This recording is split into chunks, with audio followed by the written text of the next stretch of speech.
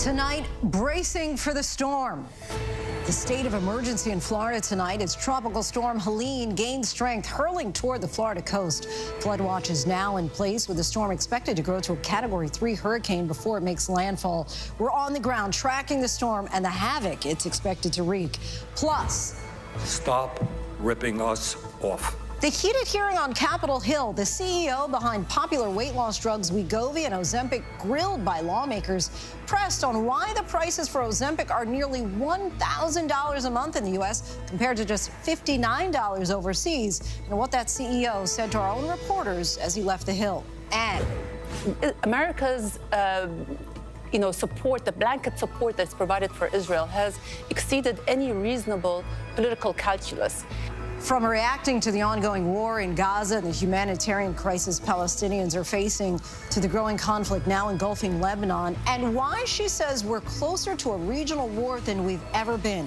Queen Rania of Jordan joins us for an exclusive interview on all of that and much more. Good evening, everyone. I'm Linsey Davis. Thanks so much for streaming with us. We're following those stories and much more, including the developing news as we come on the air. The man suspected of the attempted assassination of former President Donald Trump now officially charged with that plot to kill him. Why the sudden change in the charges from the feds? The new wave of deadly airstrikes on Beirut, details on the Israeli military operation that has now taken out a top Hezbollah commander and the tens of thousands of people desperately trying to escape. Plus, Football Hall of Famer Brett Favre's stunning admission about a recent diagnosis while testifying on Capitol Hill about alleged welfare misspending. And public schools have been forced to remove thousands of books this year. We take a look at the increase of book bans and the laws that have led to it by the numbers. But we do begin in Florida in a state of emergency. Millions are bracing for what could be a major Category 3 hurricane. Watches and warnings all along Florida's Gulf Coast as Tropical Storm Helene approaches. At this hour, Helene is in the Yucatan Channel, heading into the warm waters of the Gulf, where it's expected to grow stronger very quickly. Mandatory evacuations are in place for low-lying areas and barrier islands. Storm clouds have gathered on the beaches of Cancun, Mexico, ahead of Helene's arrival. Residents also took steps to secure their boats before the waves pick up. In Florida, schools will be closed tomorrow, and mandatory evacuations are in place for Taylor County in the state's Big Bend. Our chief meteorologist Ginger Z leads us off tonight with the storm's timing and the track. Linsey, by tomorrow we'll have a Hurricane Helene, and it will head right toward the eastern panhandle of Florida, Big Bend as well. So let's talk about the timing, because it looks like landfall will be late Thursday, and it's really more outside the cone, so well beyond what you see here, right through Georgia. Even southern Appalachia needs to pay attention. So let's talk, number one, about all the warnings on the map. Apalachicola, Tallahassee, Cedar Key, Crystal River, but Tampa Bay down to Sarasota in a hurricane watch, all the way into southern Georgia, Savannah in a tropical storm watch. We're going to see those keep extending because this thing is going to cruise. But number one loss of life and property comes in storm surge. 10 to 15 feet for Steinhatchee or, say, Cedar Key. That would be a wall of water, like an entire story of water coming in. Crystal River, 6 to 10 feet. Even Tampa Bay, 4 feet does a lot of damage. So if you get up to 8, you're going to have a problem down into Bradenton or Sarasota. Let's time it out. We watch this thing spin in, and some of the bands are already there on Wednesday night. But by Thursday, that's when we'll really see the focus. By Thursday night, we stopped it here at landfall on this short-term model. Perry, Florida, with 120-mile-per-hour wind gust, 100 at Cross City. And look at Georgia, upwards of 60. You're going to have trees down. You will have power outages because this thing cruises so fast through Georgia and even western South Carolina that by 7 a.m. on Friday, it's already in Asheville with 70-mile-per-hour gust. Not only will you be knocking down trees and power lines, but along the way, you'll be dropping 4 to 8 inches of widespread rain, locally up to a foot. So you have even Greenville, South Carolina, in that significant flash flood threat to start the weekend. Linsey? Ginger, thank you. Federal prosecutors today upgraded charges against the man accused of having an assault rifle near where former President Trump was playing golf. Ryan Ruth is now charged with attempted assassination after allegedly staking out the former president for 12 hours at his Florida golf course. On Monday, prosecutors made a letter public allegedly written by Ruth in which he described his intentions. In related news, according to sources, Judge Eileen Cannon, the Trump-appointed judge who threw out his classified documents case, was randomly assigned today to oversee Ruth's case. Now to the race for the White House. Former President Trump laid out his economic plan today and promised not only to keep jobs from leaving America, but to take jobs from other countries and bring them here. Vice President Kamala Harris focused on abortion and promised to end the Senate filibuster to protect the right to choose. Here's ABC's Rachel Scott. Tonight in battleground Georgia, former President Donald Trump zeroing in on the top issue for voters, the economy, promising that if he wins, the U.S. will scoop up manufacturing jobs from other countries. We're going to take their factories. American workers will no longer be worried about losing your jobs to foreign nations. Instead, foreign nations will be worried about losing their jobs to America. Trump says he'll bring business back home by slashing taxes and regulations and by imposing sweeping tariffs on foreign imports, something Vice President Kamala Harris says will drive up prices on everything from groceries to gas to medicine. Many economists agree with her.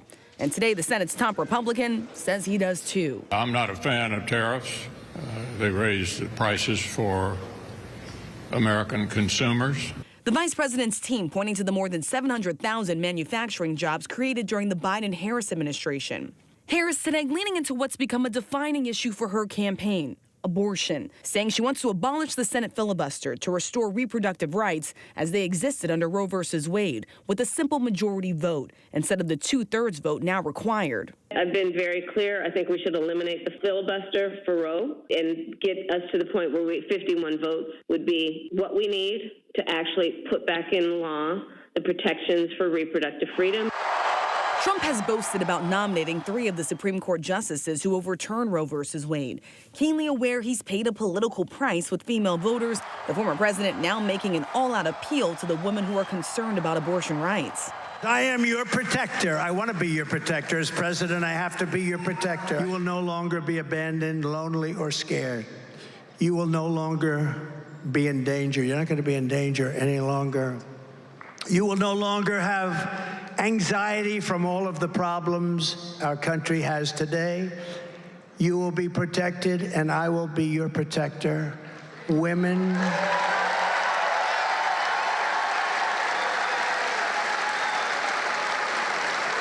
will be happy, healthy, confident, and free.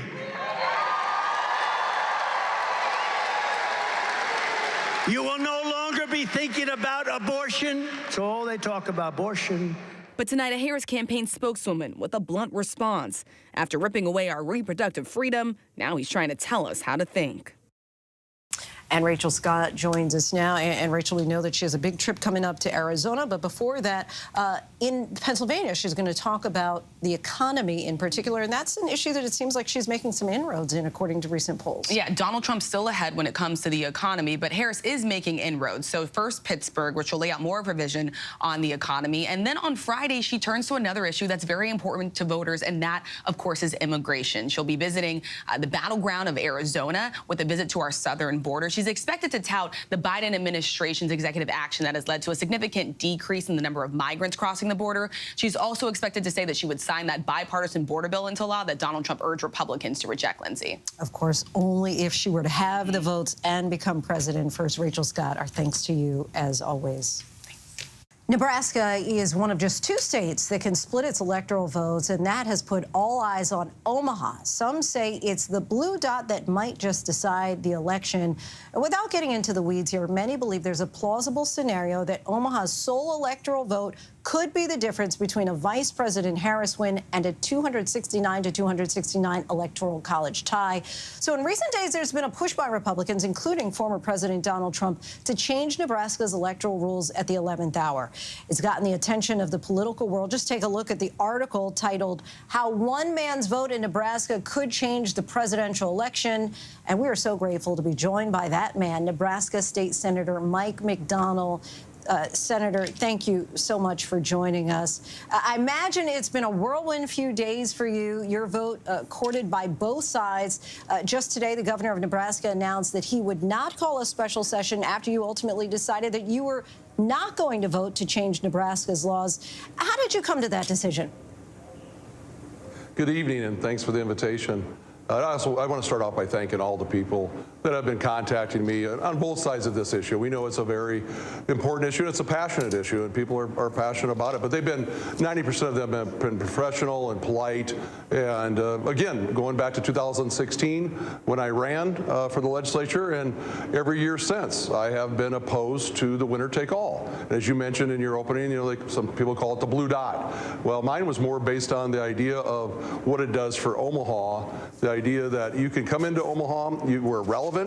Of course, economically, some people like to call it the green dot, that because of the impact to our economy, but also you have to come in and ask for our vote and work for that vote. And over the years, we've shown that, we'll listen to everyone that comes in and works hard. And going back to, President Obama was the first one to win, and the other four went the other way with the Electoral College. But if you look at then President Trump in 2016, he ended up winning all 5 because he won in Omaha. But I've focused more on, since 2016, I'm always willing to listen to people and try to find a compromise, but also try to understand why they're voting yes. But this just did not seem fair. If we're going to go ahead and change in the state of Nebraska, I think we should do it midterm. I think we should do it 2 years before the presidential election, have the people of Nebraska vote to say if they want to go back to winner take all or keep, again, the blue dot, which has changed through the years.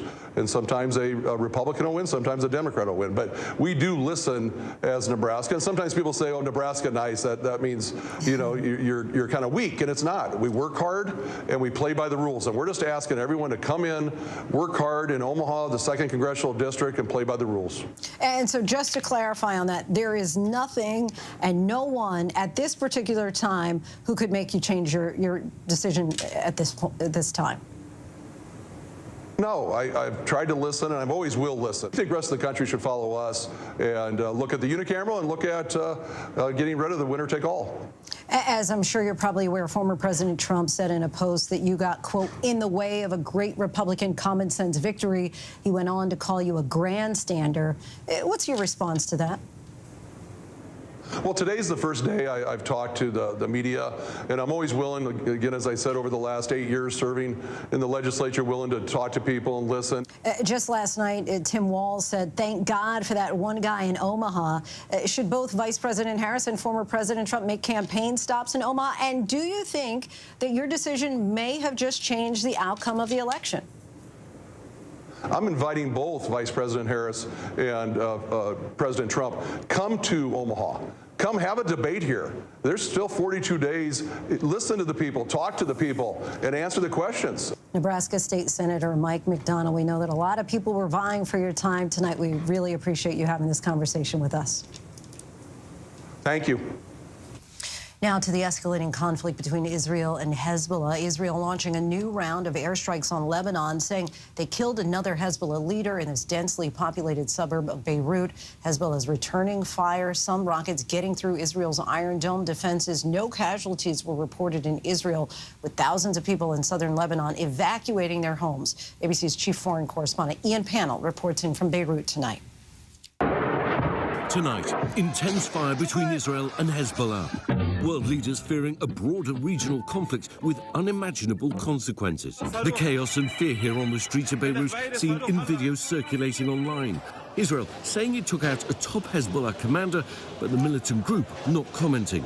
Over the last 24 hours, Israel firing 2,000 missiles and bombs on what it says are Hezbollah targets. Casualties are mounting. According to Lebanese officials, over 500 are dead, including children, and over 1,800 injured.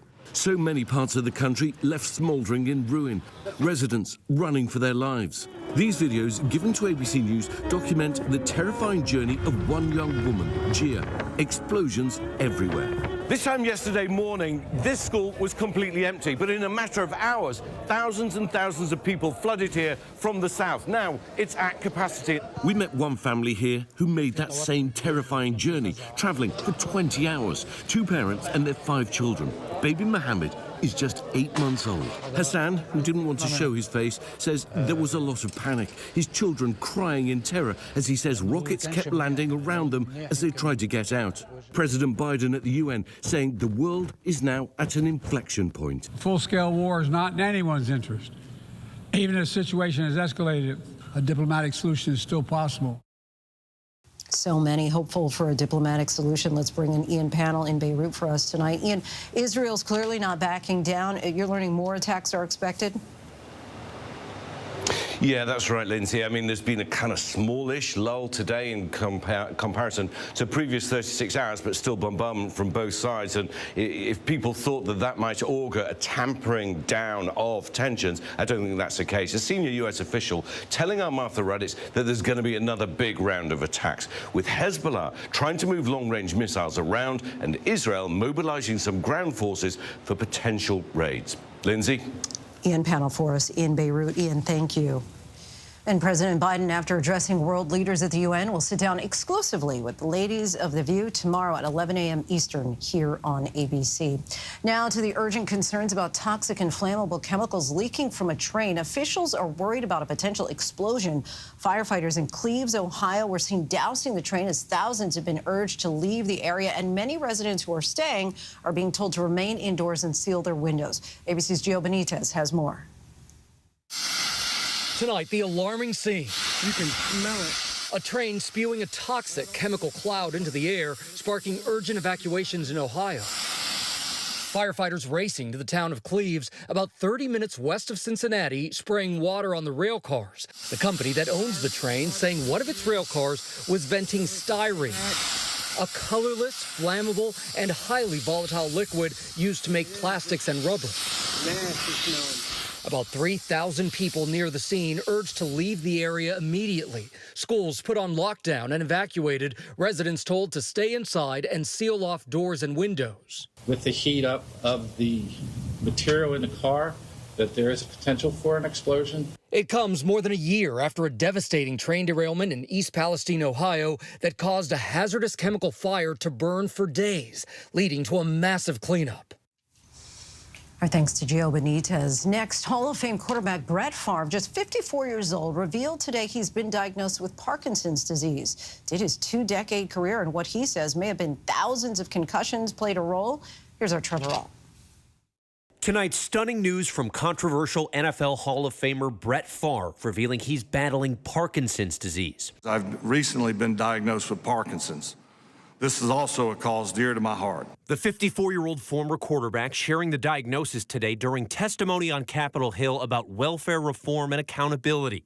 Parkinson's disease is a neurodegenerative disorder that causes parts of the brain to deteriorate, affecting movement and cognition. Favre's 20-year career possibly made him more susceptible to the disease. Hundreds, probably thousands of concussions, including this career-ending one in 2010. It's one of the few times I kind of went blank there for a while in my career. In general, repeated hits to the head are linked to neurodegenerative diseases. Concussions and even subconcussive hits can alter brain structure and chemistry. And a new study shows 1 in 3 former NFL players surveyed believe they have the neurodegenerative disease CTE. Favre sharing his experience on the football field in the new documentary, Concussed. I can't tell you how many times my head hit the turf and stars or fireworks or whatever went off.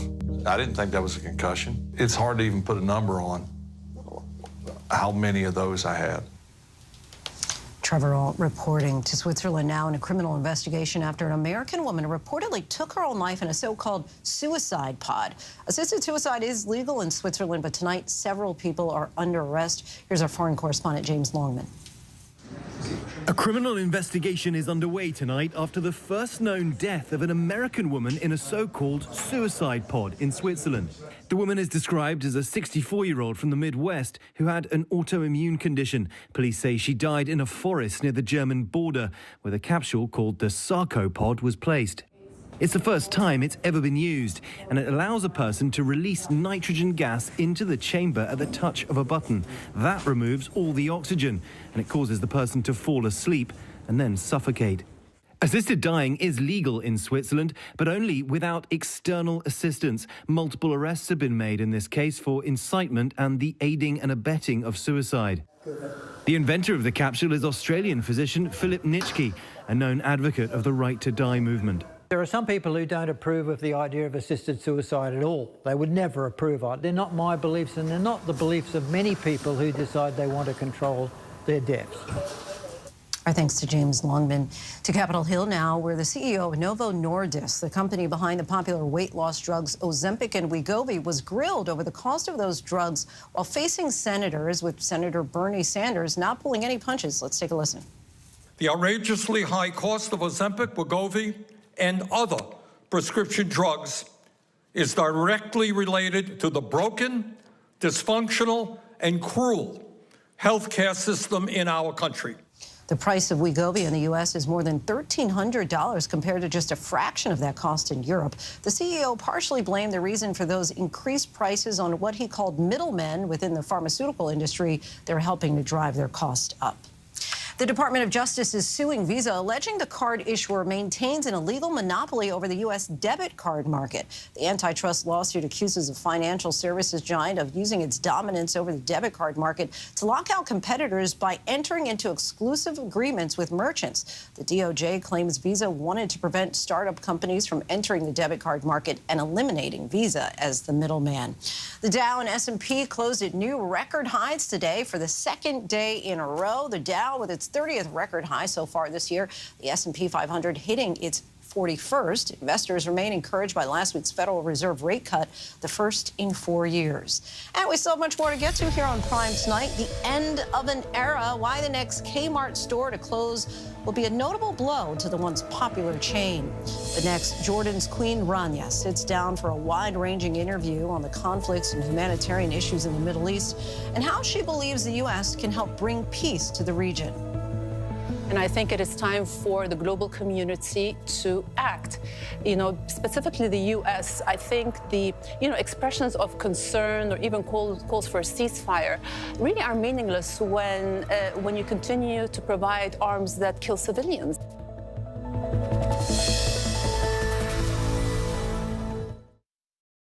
There was a specific moment during our wedding. I looked at Jason, I looked at my children, and I realized this was real. That was my husband, and this was our family. We live in a very beautiful place, and sometimes the beauty masks what really is going on. Jason seemed happy. We all just thought the world of him. This is her knight in shining armor. Everything felt right. All of a sudden, I found this hidden folder. I opened it. And I don't think I can say it. I'm sorry. I just need a break.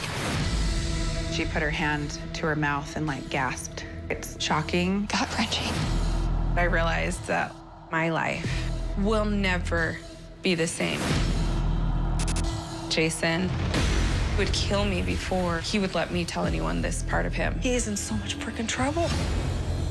My stomach just dropped. I remember just feeling like, what the hell? That was my dad. It did not feel real. It felt so shocking, what is going on? Never in a million years did I ever think Jason capable of something so horrific. What did I miss? That's when that fire inside of me shifted to a flame. I was like, it's on. I lured Jason to a public place. The whole police squad pulls up. I hear the most awful sound, blood curdling out of this world scream. And I realized it was coming out of me. Betrayal is one of the hardest types of trauma to overcome. Those letters and those apologies were to make him feel better. Everything that he said was a lie. How could he do this? He just really didn't think I had it in me to do something. So I did. Betrayal, A Father's Secret, the all-new season, only on Hulu. You're watching America's #1 streaming news. Keep streaming with ABC News Live. True natural beauty, untouched. One of the last of its kind. But this comes at a cost.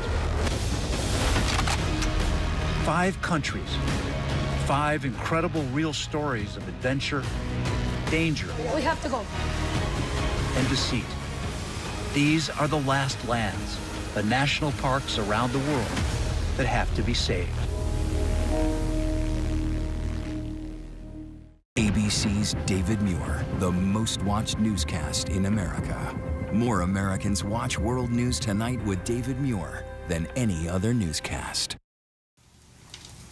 Welcome back. The world's leaders are gathered here in New York for the UN General Assembly, and front and center is the Israel-Hamas war and concerns about a wider conflict in the region. We sat down with Jordan's Queen Rania Al Abdullah today for a wide-ranging conversation about the war in Gaza, the prospects for peace, and the role of the U.S. in it all.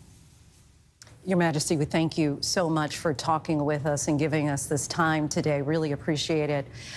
We are now, as you know, just a few days away from marking 1 year since the start of the Israel-Hamas war. At least 41,000 Palestinians have died, thousands of them children, an estimated 100 hostages who still remain in Gaza at this point. I know that you have said that the downtrodden and persecuted don't need a change of mindset. They need a change in circumstances. In your estimation, who or what can best bring about that change in circumstance? Well, first of all, thank you for having me here. You know, this war has been unprecedented in its scale and brutality. Gaza, which is a third of the size of New York, has been hit with more explosives than Dresden, Hamburg, and London combined throughout the World War II. So we have the highest death rate of any conflict this century, and 70% of those killed are women and children. Gaza is breaking all sorts of records in all the worst ways. The highest rate of starvation, we have the highest cohort of child amputees, the highest level of civilian destruction, infrastructure destruction. You know, 2 and 3 buildings have been destroyed, most schools and hospitals, every single university. In this war, there have been more children, journalists, aid workers, and medical personnel killed than any other war. So this is not a defensive war or a normal kind of war. Every country has a right to defend itself, but what we're seeing here is truly an indiscriminate killing spree that's taking place. And we are coming close to the first anniversary of October 7th, and we've said from day one the killing of civilians is wrong, but the response to October 7th is not justifiable. What we're seeing today is a breaking of international law, and we are setting a new precedent in our world. And so it sometimes feels like the world is operating from 2 different playbooks.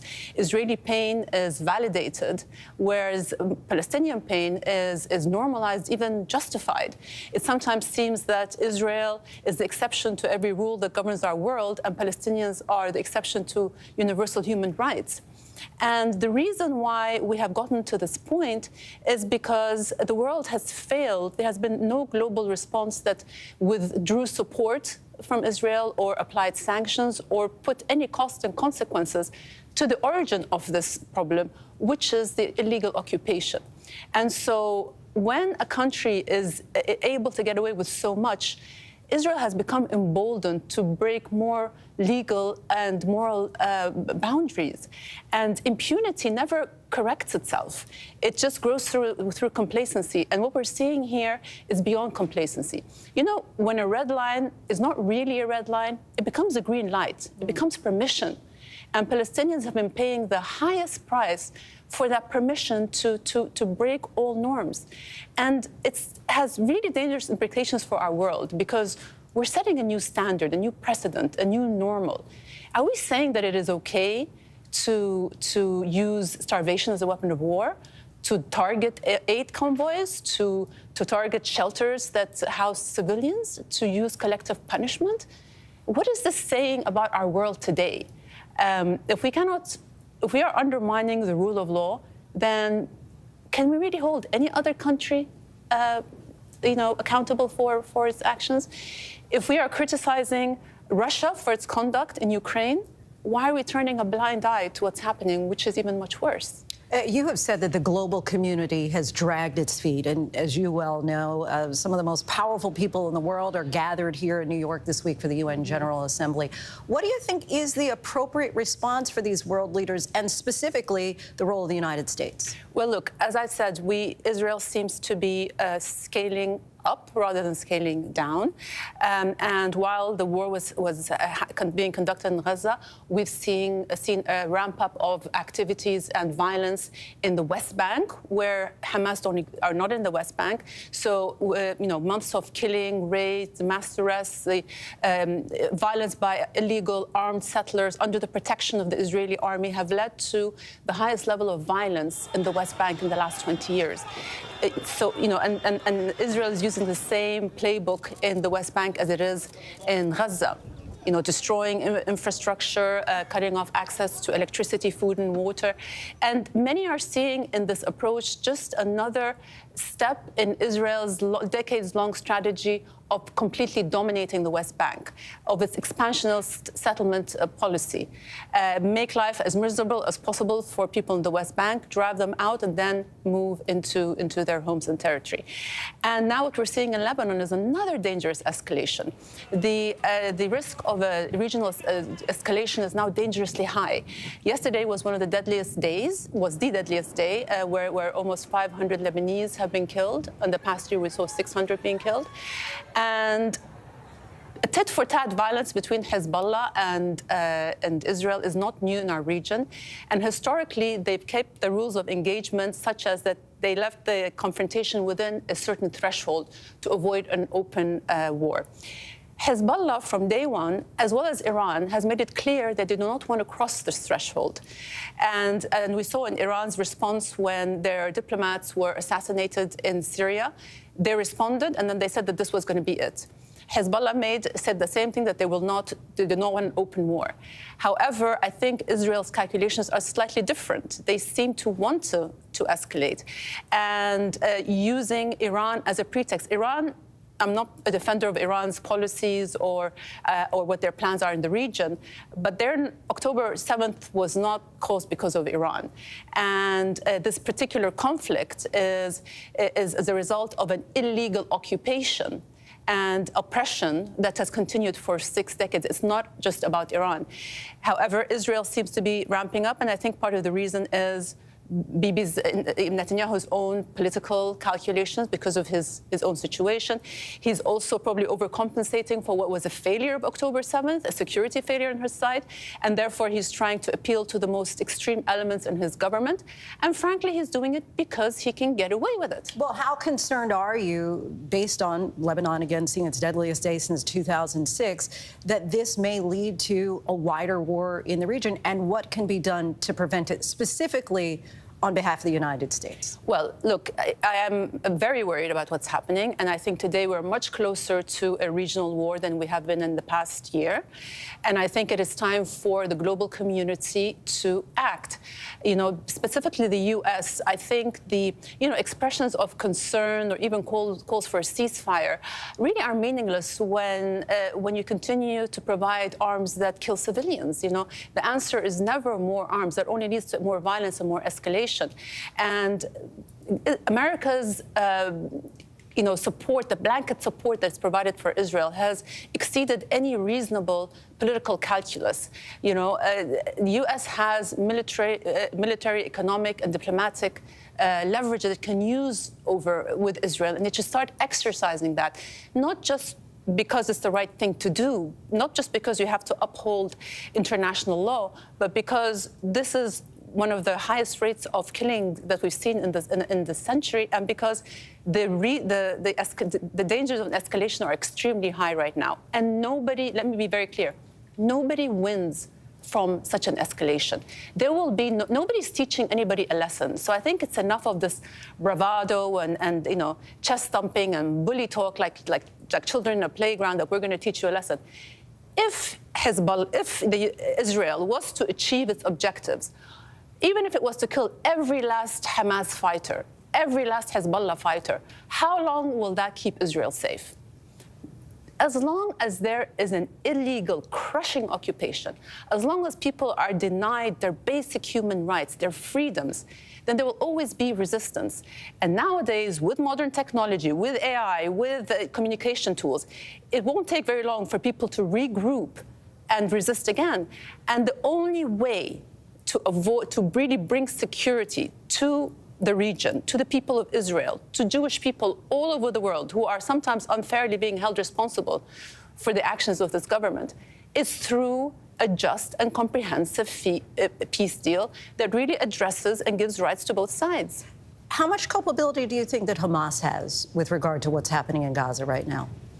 Well, October 7th was carried out by Hamas, but the people who are paying the price are innocent civilians. Like I said, you know, the 41,000 who have been killed, the vast majority of them are women and children. But there are people who will say that's because Hamas is hiding out in hospitals and schools and shelters. Right. First of all, you know, the human shield argument, I think the numbers defy that argument. The death toll, which is wildly disproportionate, it just cannot be explained or rationalized. And as you know, Gaza is one of the most densely populated places in the world. So anywhere that Hamas is going to be, by default, there's going to be you know, civilians there. And even if you know that an operative is there, if you're sure that there are going to be civilians there, then it's illegal to target those places. And when we talk about human shields, I mean, you know, it is standard operating procedure by the Israelis, and we've seen it time and again. When they do raids, they take civilians, Palestinian civilians. I've just seen it recently where they shot a Palestinian, strapped him to the hood of the car and drove through Palestinian cities. This is happening all the time, but they never talk about the human shields there, you know? So it's just, again, the root cause of this conflict. This conflict did not start on October 7th. I feel like it's strange that I have to keep reminding people of this. This is not just about Hamas on October 7th. If Hamas was to disappear tomorrow, this conflict would continue. You know, this conflict long predates Hamas and will likely outlive it. And so what is the way forward? Obviously, you support a two-state solution, but in the meantime, what happens to the Palestinian people? What do they do? I mean, even if the ceasefire were over today, they're living in cities that need to be rebuilt entirely. I think the number one step now is to try to get an immediate ceasefire. And the reason that why we're not reaching that is because clearly the Prime Minister of Israel has been buying time. You know, every time the two sides are close to an agreement, he throws in a new set of conditions or last-minute obstacles. So we need to stop the fighting immediately, and that will de-escalate the Lebanon front, every other front. And then the world community really needs to address the cause of this issue. And in the past, peace talks have failed because we've used the same equation. You know, there were never any costs or consequences placed to disincentivize the occupation. So Israel just felt emboldened to build more settlements, to grab more land. There was never any effort to uphold international law. So I feel if we need to approach the peace process, we need to have a set of parameters or foundations that we can all agree on, and where these can be the starting point. Otherwise, peace will remain elusive and we'll only reach another dead and deadly end. So, for example, the starting point should be upholding the international law without exceptions. There can be negotiations and compromises, as is the case with any peace deal. But the departure point, the floor that needs to be set, should be international law. Second, human rights are universal. They don't need to be negotiated or earned. Both Palestinians and Israelis have the right to peace and security and self-determination, regardless of which side is more powerful. Third, security is not a zero-sum game. For the longest time, Israelis have been trying to safeguard their own security by denying Palestinians the same. Neither side's insecurity serves the other. It just reinforces the cycle of retaliation and repression. The only way out of that is for both sides to have peace. And, you know, fourth, accountability. There can never be justice without accountability. When a nation does something wrong, it needs to be faced with repercussions, not exceptions. And lastly, we cannot be held hostage to the voices on the extreme.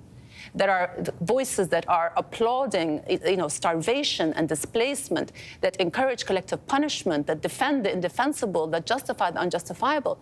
We cannot be led by those forces. If we can agree on those 5 principles as a starting point, then we can reach a situation where we can find a just peace in our region. And I'm just saying that security measures, more war, more weapons are not the answer. The international community needs to come and decide. They have a decision to make. Either, we prove that the law stands above politics and power, or they have to admit that in the so-called rules-based world order, the rules only apply to the weak. And that's a decision for the international community to make. I have so many more questions, but unfortunately, we are out of time. I thank you so much for taking the time to talk. Thank you so much. It was a pleasure. Thank you. And still much more to get to. Coming up, new developments in the debate over cell phones in schools as more states move to restrict them in the classroom. The next, public schools have been forced to remove thousands of books this year. We take a look at the increase and the laws that have led to it by the numbers.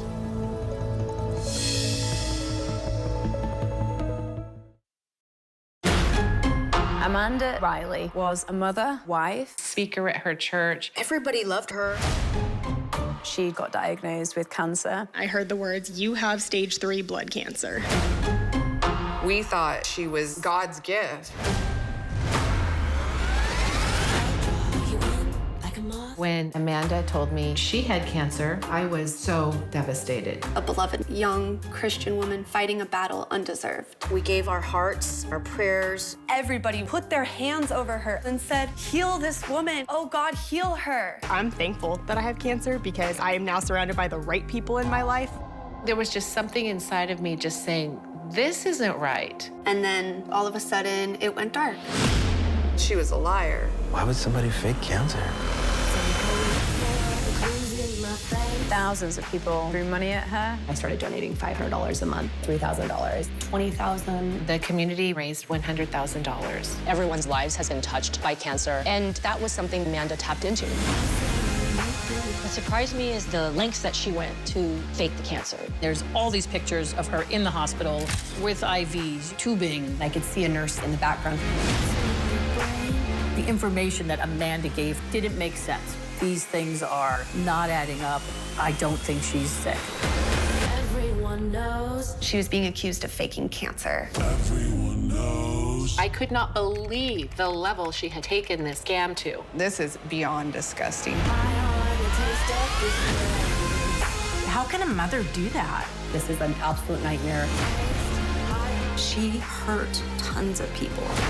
I've never felt so betrayed. She ripped apart my family. I'm sorry. I'm still shaking. Is this normal? Why would somebody fake such a horrible disease? It was only a matter of time until Amanda's whole world came tumbling down. Oh my God! I was like, ha, you're lying and you're getting caught. This is over. But it wasn't. Not even close. Scamanda premieres October 9th on ABC and stream on Hulu. Babe Ruth, Hank Aaron, Shohei Ohtani, legends of the game. But now the list of greats redefined. From ABC News, Reclaim the Forgotten League, a side of the story of baseball you have never heard before like this. The award-winning podcast is back. Listen wherever you get your podcasts or scan the QR codes you see here. It's not about the fear or the danger or the risk. It's about the love of flying.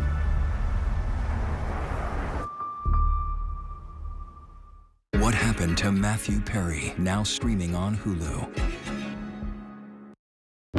It's lunchtime in America, so what are we serving up? Well, how about everything you need to know? Give it to me. Your health, your money, breaking news, pop culture, with the biggest stars, music, trends, and of course, good food. It's all coming up on GMA 3. You're gonna love it. We'll see you then. GMA 3, what you need to know. A third hour of GMA in the afternoon. So join us, afternoons. For everything you need to know. I love Give that. it to Me too. Reporting from the Normandy coast for the 80th anniversary of D-Day, I'm David Muir. Wherever the story is, we'll take you there. You're streaming ABC News Live. Welcome back, everyone. This week is Banned Books Week, which has actually been a thing since 1982, when the American Library Association sought to bring attention to the harms of censorship.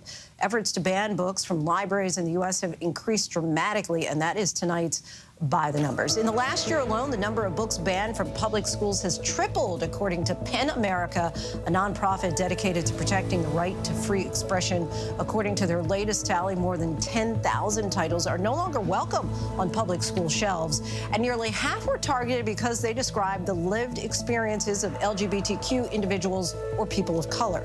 Incredibly, 4/5 of the 10,000 titles banned were from just 2 states, Florida and Iowa. Iowa, for example, has a strict state law that has been used by some districts to ban almost any book related to sex or gender. 6 major publishers filed suit against Florida last month, arguing the state's law prohibiting books in schools that describe sexual conduct violates the First Amendment by being overly broad. Public libraries themselves have also been affected.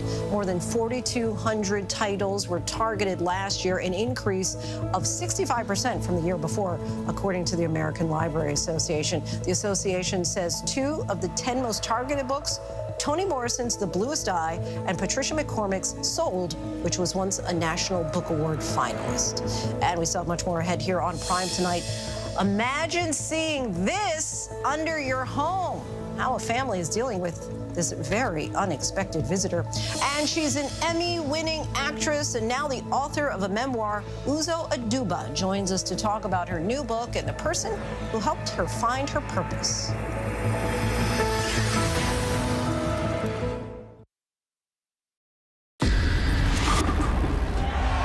It was a regular day for 19-year-old Melissa Witt. She went to meet her mom at a bowling church league, but she never makes it into the bowling alley. Something terrible had happened to her. Melissa was a good kid. She had big dreams for her life. And then she disappears.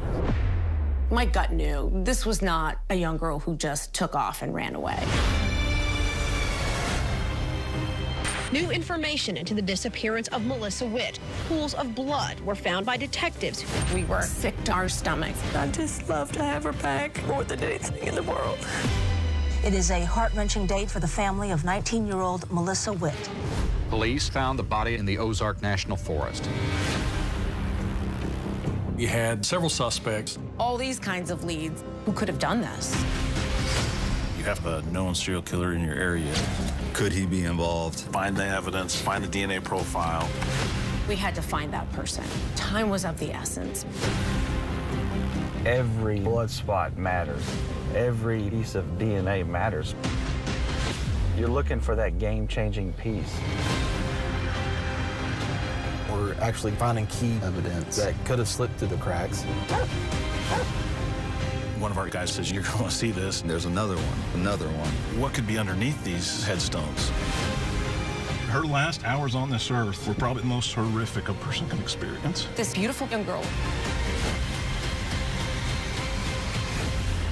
Police will find out what happened. At Wit's End, the hunt for a killer. Now streaming only on Hulu. Wherever news breaks, ABC News Live Prime. We'll take you there.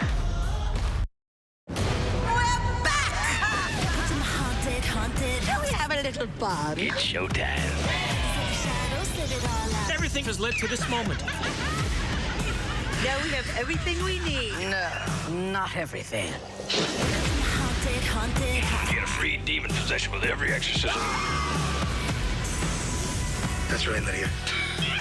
Marvelous. 31 Nights of Halloween. Watch all October on Freeform. With so much at stake in our world right now, more Americans turn here to David than anywhere else. And now, America's most trusted, most watched newscast, ABC's World News Tonight with David Muir, is available to you on YouTube.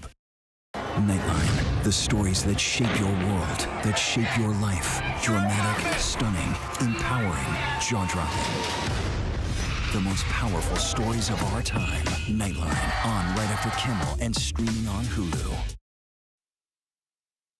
Another state puts restrictions on cell phone use in classrooms. A once popular department store prepares to close its final location, and Lady Gaga gives her fans a huge surprise. These stories and much more in tonight's Rundown.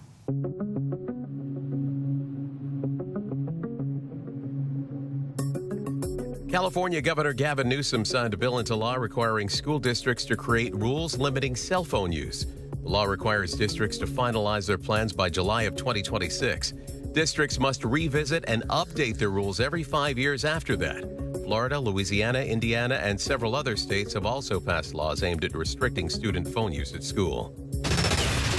It's the end of a retail era. Kmart announced the closing of the last full-size store in the U.S. mainland will be in October. The soon-to-be-closed store in Bridgehampton, New York, represents a significant fall from grace for the company that used to have at least 2,000 locations. The first Kmart opened in Detroit in the 60s and quickly expanded, becoming known for its Blue Light Special flash sales. Since then, the company has gone through multiple bankruptcies and merged with Sears in 2005. The company continues to operate smaller stores outside the United States. The prevalence of obesity among adults has slightly decreased in the United States, but remains higher than 10 years ago, according to new federal data released by the CDC.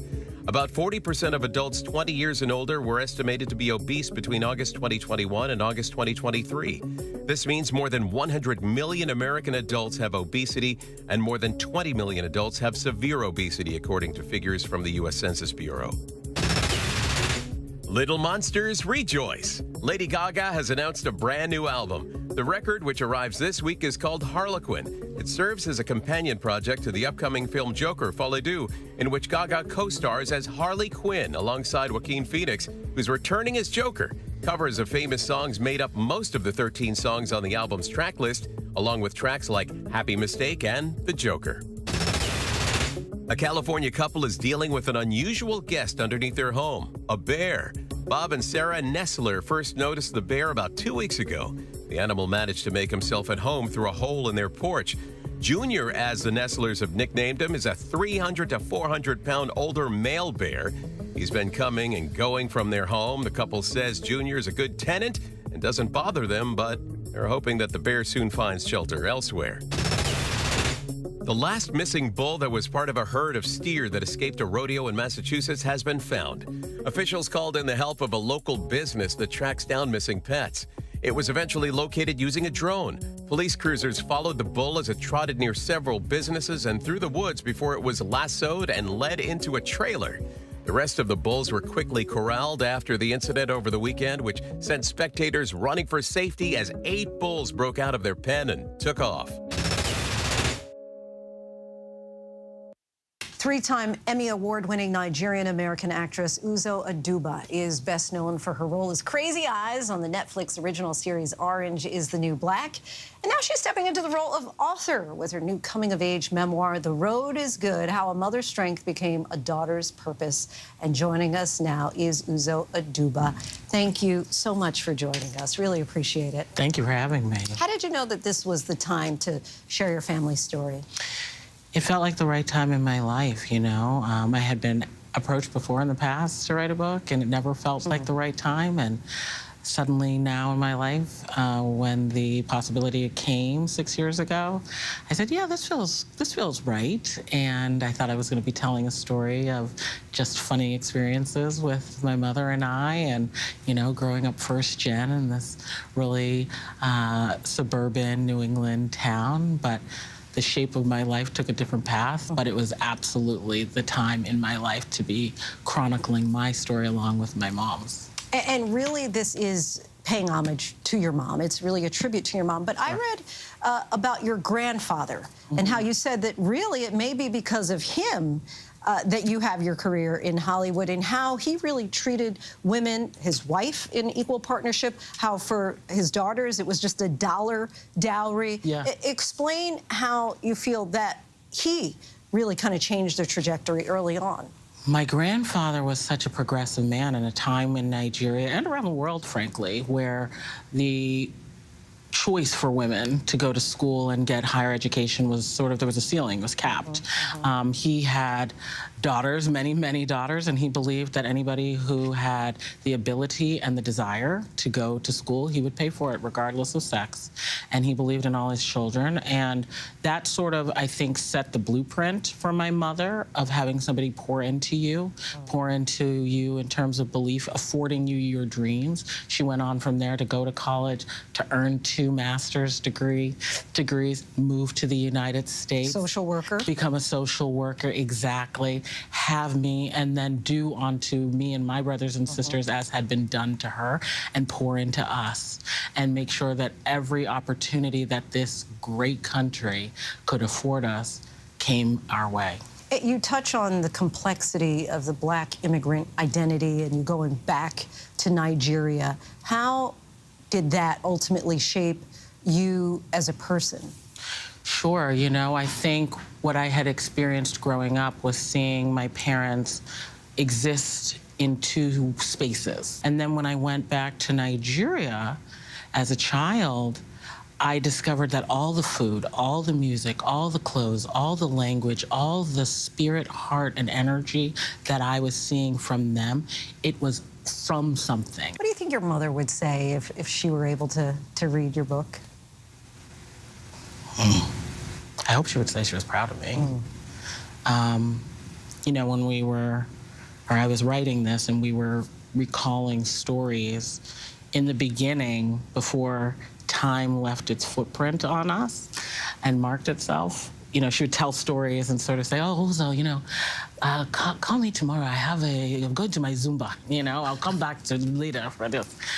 And then when she got sick and we realized she was gonna move to heaven, suddenly those stories and those lessons, she really wanted to make sure that we got them. So I think more than anything, I hope that she receives it as the last living legacy of her own existence. Before she moved to heaven. Yeah. That is such a touching way to put it. And we thank you so much for sharing her story, your story, all the generations, the aunties, the uncles, grandfather. Thank you. Thank you. It's really a gift. We appreciate you joining us. The Road is Good, How a Mother's Strength Became a Daughter's Purpose is now available wherever books are sold. And that is our show for this hour. I'm Linsey Davis. Be sure to stay tuned to ABC News Live for more context and analysis of the day's top stories. Thanks so much for streaming with us.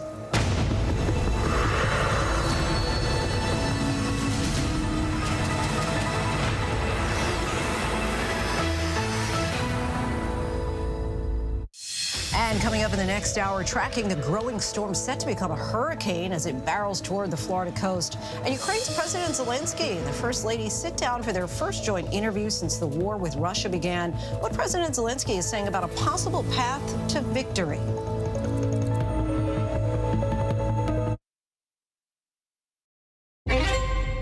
Did you kill Mary Yoder?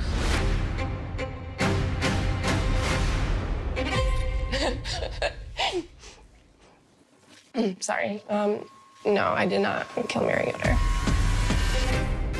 So it was a normal day until Mary started getting sick. No one really knew what was happening. Her eyes just looked terrified. In less than 48 hours, my mom went from her healthy self to having died. This is a mystery. How did she die? They begin to do this autopsy. It's just screaming, toxin, toxin, toxin. Did somebody intentionally do this to her? When the test came back, I thought, yo, holy, are you kidding me?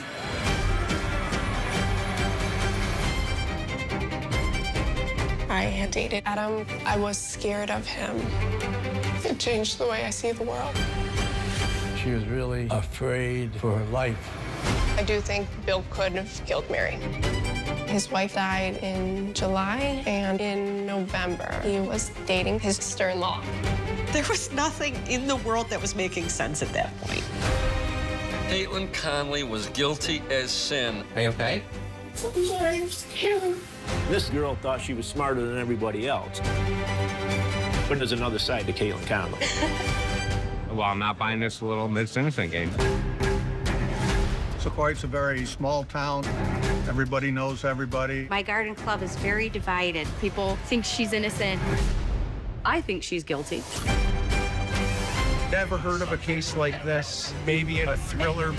It was pure evil. We weren't quite sure what was coming next. I know it wasn't me. Sorry.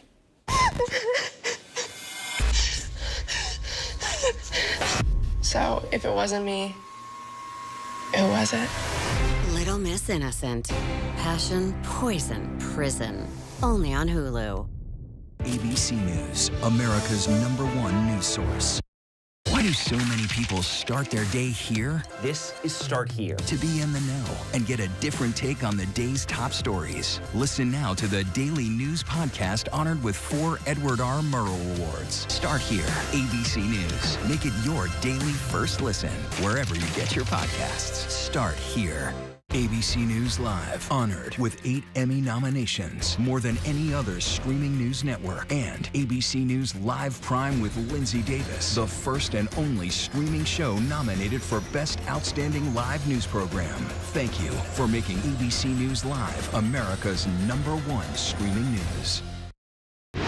Reporting from Monterey Park, California, I'm Robin Roberts. Wherever the story is, we're going to take you there. You're streaming ABC News Live.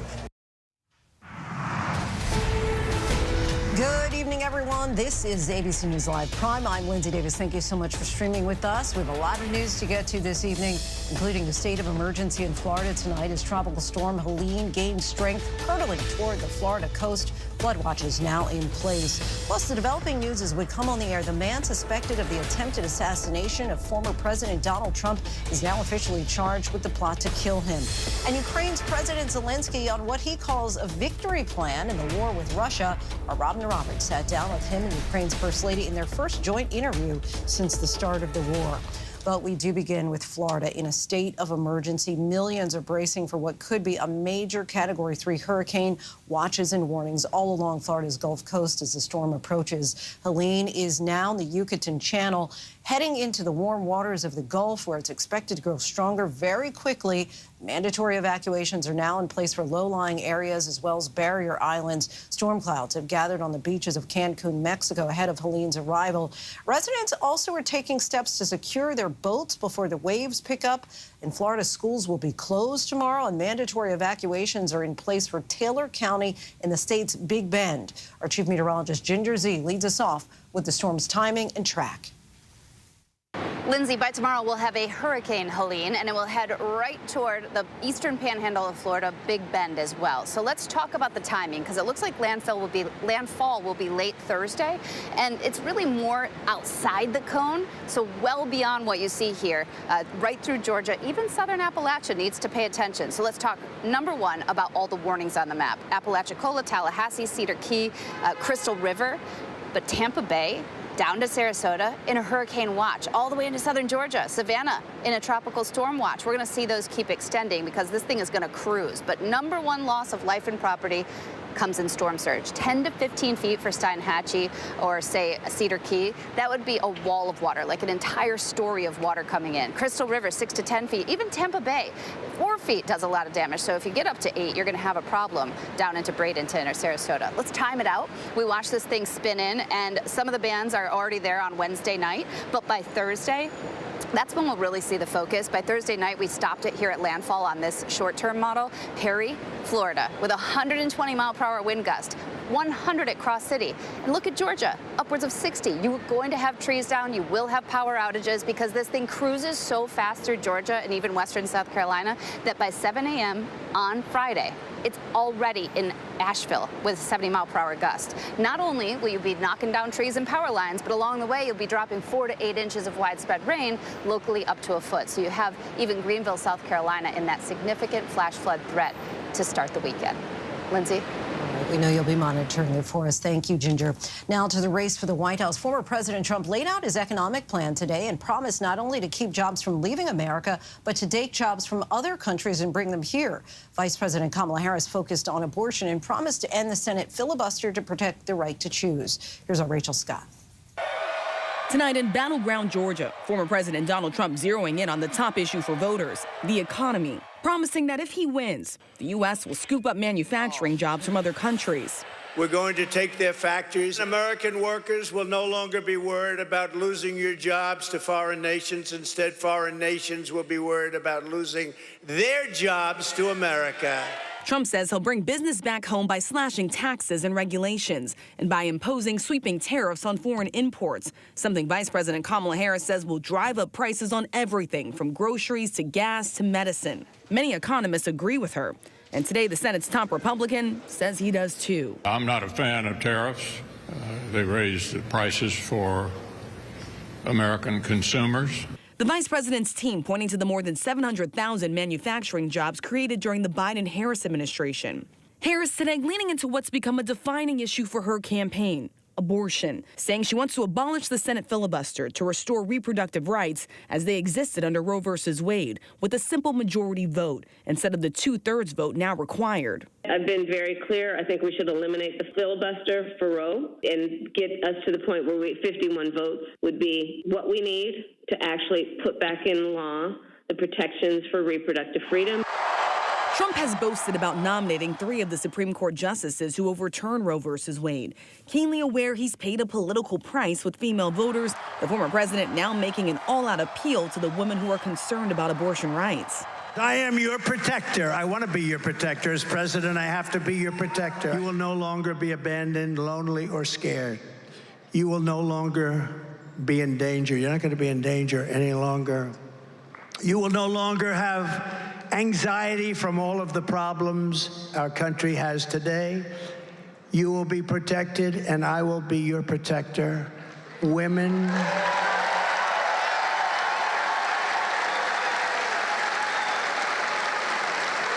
will be happy, healthy, confident, and free.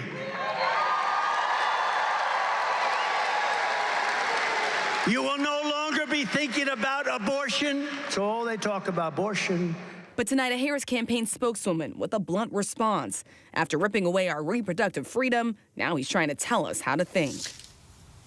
Our thanks to Rachel Scott. Now to the escalating conflict between Israel and Hezbollah. Israel launching a new round of airstrikes on Lebanon, saying they killed another Hezbollah leader in this densely populated suburb of Beirut. Hezbollah is returning fire, some rockets getting through Israel's Iron Dome defenses. No casualties were reported in Israel, with thousands of people in southern Lebanon evacuating their homes. ABC's chief foreign correspondent Ian Pannell reports again tonight from Beirut. Tonight, intense fire between Israel and Hezbollah. World leaders fearing a broader regional conflict with unimaginable consequences. The chaos and fear here on the streets of Beirut seen in videos circulating online.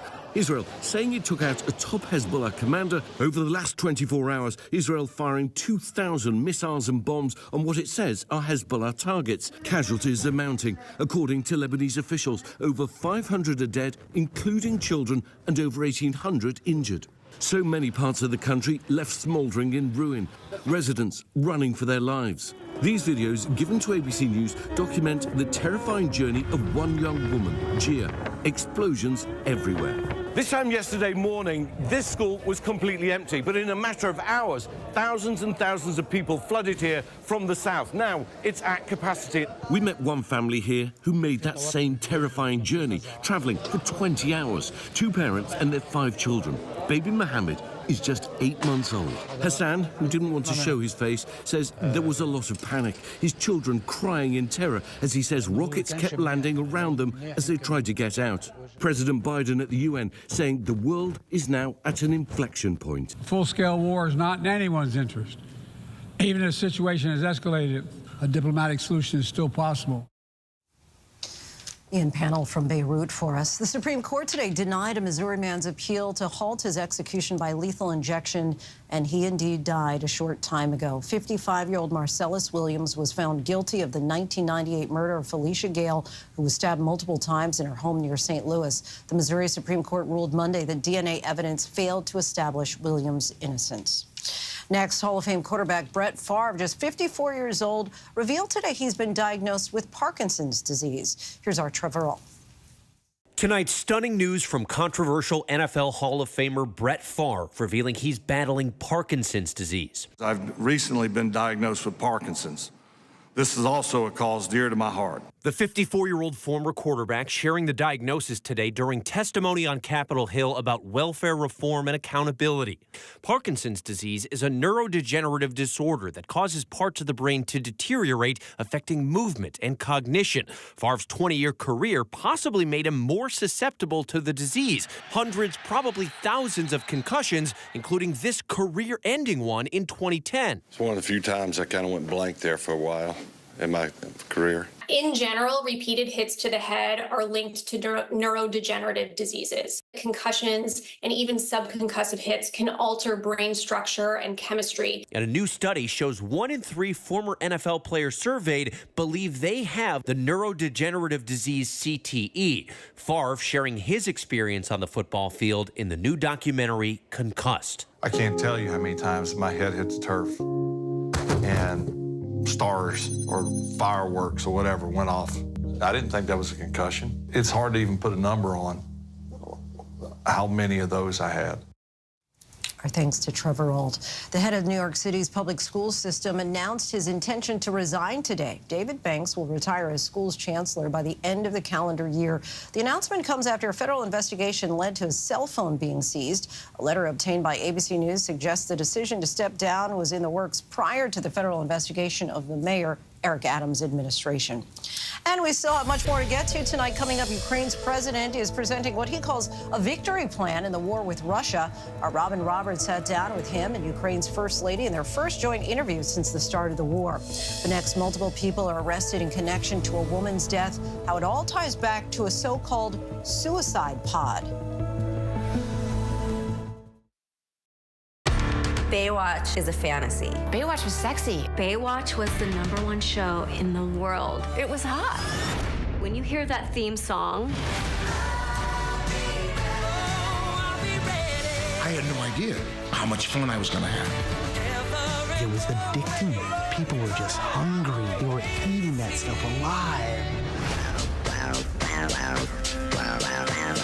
it was a wild time, and I was a wild chick.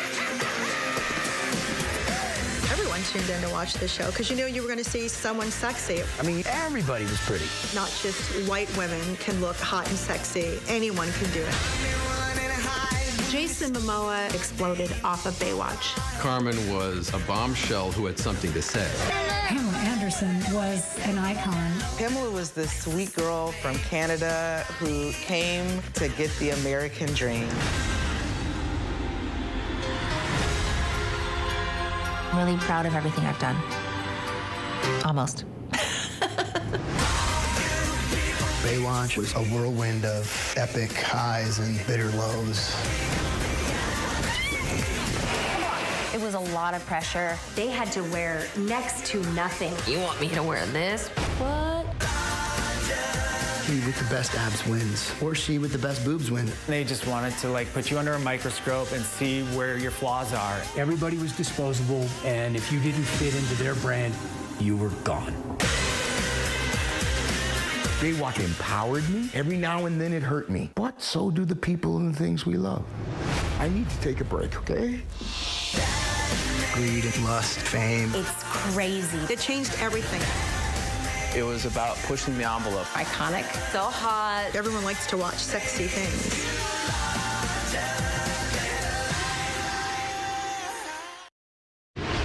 Reporting from Tel Aviv, I'm Martha Raddatz. Wherever the story is, we'll take you there. You're streaming ABC News Live.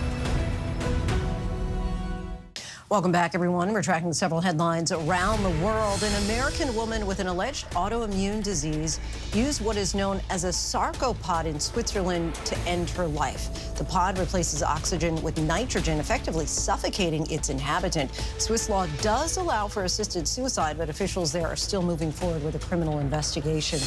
Even as world leaders were criticizing Russia's war on Ukraine at the UN, Russia launched a horrific attack on the country's second-largest city, Kharkiv, where at least 3 people were killed and dozens injured at this apartment block.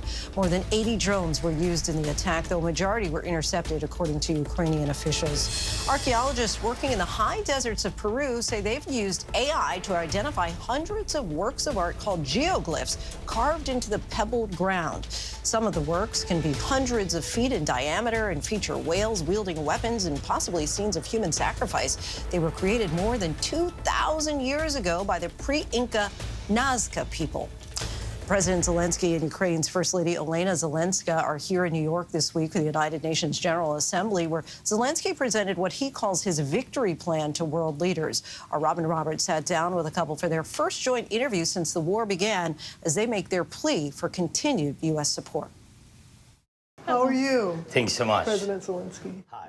Ukraine President Volodymyr Zelensky, alongside First Lady Olena Zelenska, making their urgent plea for Ukraine's solidarity.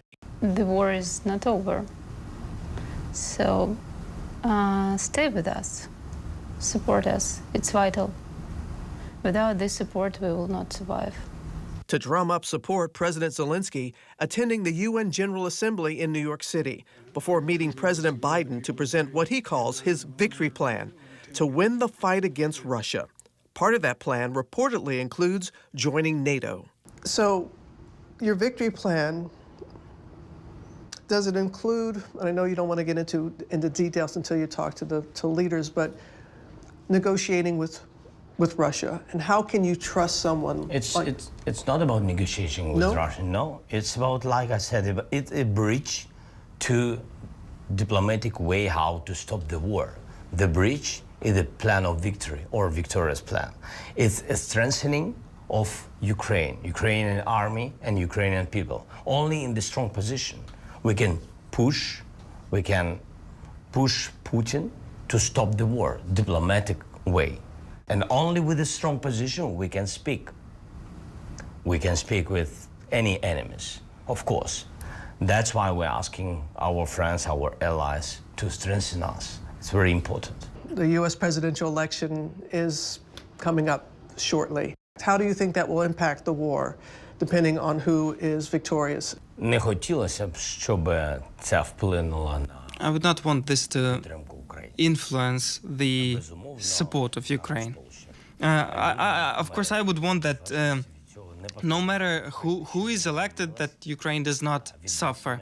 And that's why understanding that the policy towards Ukraine can change, and therefore we need to prepare in advance. And that is why the victory plan, I wanted to discuss it with candidates until one of them becomes the president. Zelensky also meeting with world leaders amid devastating attacks to Ukraine's infrastructure. More than half of Ukraine's power grid now destroyed. The recent information is that Russia has been using Chinese satellite and taking photos of the details of the objects on nuclear facilities. And on our experience, if Russia takes photos of certain objects, then there is a threat of strikes against the nuclear objects. So that is a nuclear terror. And such things we share with many leaders who can influence Russia and influence Putin. Zelensky once again asking Biden for permission to use U.S.-backed long-range missiles, saying the weapons could hit air bases that Russia is using to drop hundreds of bombs in eastern Ukraine. What will happen if you're denied permission? Putin will continue to destroy us, to kill people, to kill children. Absolutely. He will act in this way. We will lose thousands of schools and tens of thousands of lives. That is what will be happening. An issue close to First Lady Zelenska's heart are the children of Ukraine, an estimated 19,500 now being held in Russia. They're being told that nobody's looking for them in Ukraine. Nobody needs them in Ukraine. We can't wait. It's dangerous to keep waiting. Unfortunately, bringing them back has been very slow. 388 children have been brought back from Russia. If we are going to bring our children back at this rate, we will need more than 30 years to bring them back. Parents to 2 children of their own, life for Ukrainians today, a stark contrast to before the start of the war, nearly 950 days ago. I remember, Mrs. Zelenska, when you were talking about your son when I saw you, and he was like, when is this going to be over? What kind of questions are they asking you now? Same questions, unfortunately. And I remember how we had these very symbolic anniversaries, first 30 days, first 100 days, and then we stopped counting. And it's, I guess, a good thing, because we're trying to look ahead. As they look towards their future, the couple leaning on each other as they work to protect an entire nation. When we talked, I loved how you expressed your feelings for your husband. You know, you early days of the war, you didn't see him. Your emotions about your husband and how he has been at the forefront of this in your country. I am sure of him. I'm glad to be by his side. It's very important for me. And I'm happy that I can be by his side. And I hope very much that I can support him in some way and help him. And I hope he needs that. So indeed. And I need this. So that's the positive things that I found for myself. Is there anything that you want to say to the American people to help them understand where you are? We are very thankful to people of America. Really, from the very beginning, you know, United States has been the first country who supported us totally, but we can't. I'm so sorry. I know that you have your challenges and etc. But I have to underline it and to repeat. We can't now be weak. We can't relax because we didn't stop Putin. Didn't stop him in his crazy ideas. That's why we have to be strong, and I'm asking to understand us, to be around us, to support us, as you did at the very beginning of the war. And I think that we are closer to the peace than we think. We are closer to the end of the war. We just have to be very strong, very strong.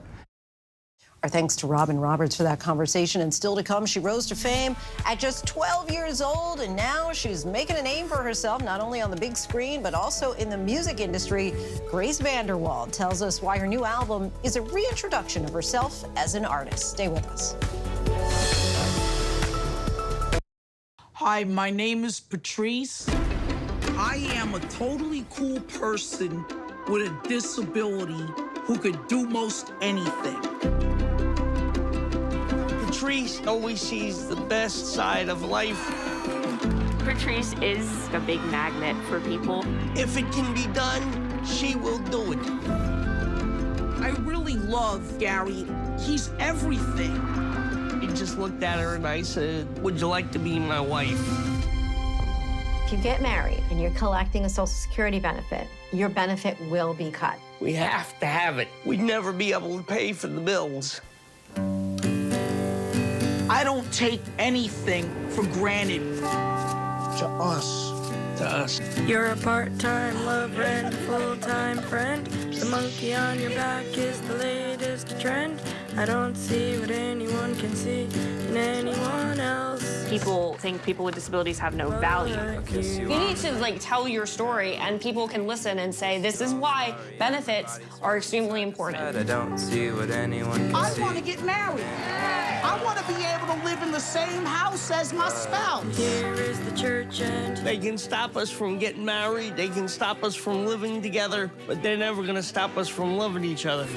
This law needs to change, and we're going to do what we have to do to make this happen. Patrice is good at making dreams come true. Who wants to get married? You're something else, you know that? Yeah. every Friday. The hottest trends, styles, and must-have. It's time to buy the right stuff. And save big time, too. The Right Stuff. Fridays on GMA. You're gonna love it. It's a mega year for Grace VanderWaal. The 20-year-old is co-starring in Francis Ford Coppola's upcoming epic Megalopolis, a passion project film decades in the making. And she recently released new music, including the heart-wrenching single, What's Left of Me. Let's take a listen.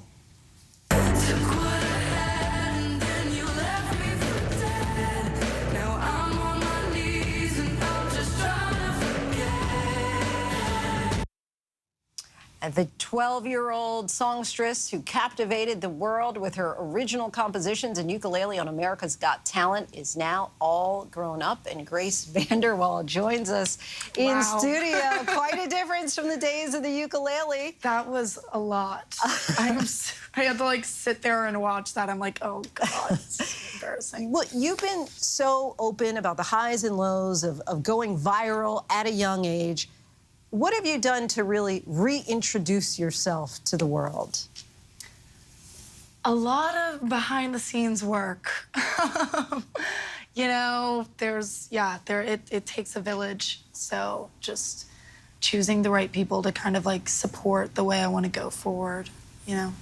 Fans are, of course, eagerly anticipating your new album, but I'm told it takes a surprising turn. How so? Can you reveal it for us? I mean, I don't know. I like said sort of the cusp of that, and then it like really, I feel like snowballed, and everyone was like, it's gonna be crazy. No, it's just, you know, it's I think some sort of forbidden topics, let's just say, for a while. Well, what was your writing process like for the album?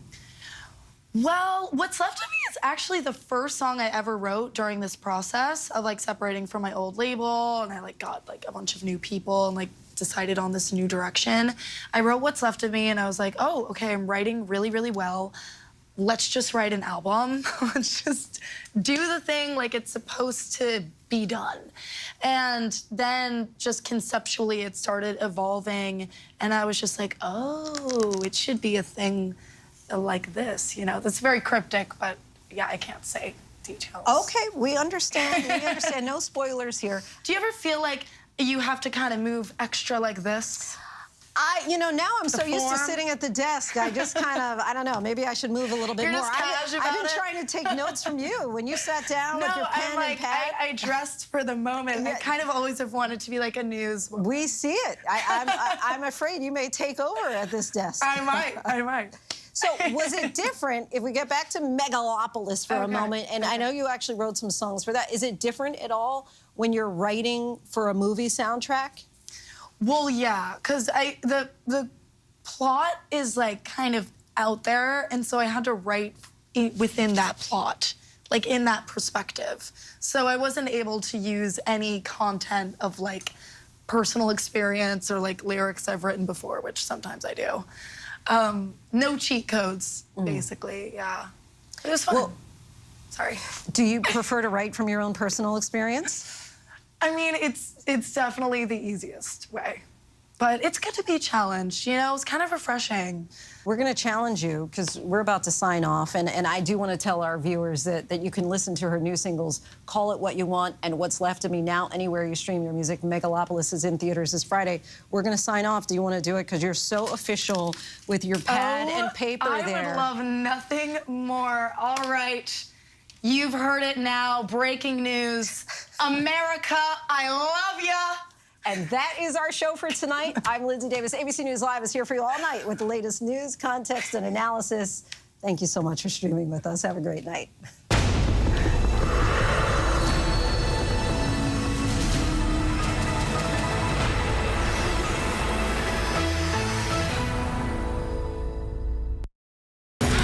She had this captivating smile and these beautiful eyes. And I prayed that they would find her alive. There was no way she would just up and leave. When I got the phone call, I just lost it.